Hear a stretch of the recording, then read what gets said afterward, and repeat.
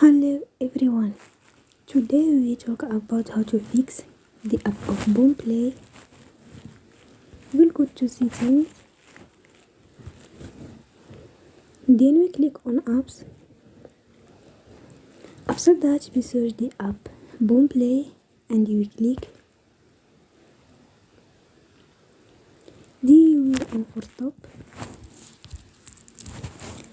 After that you will go to storage. They will click on clear cache.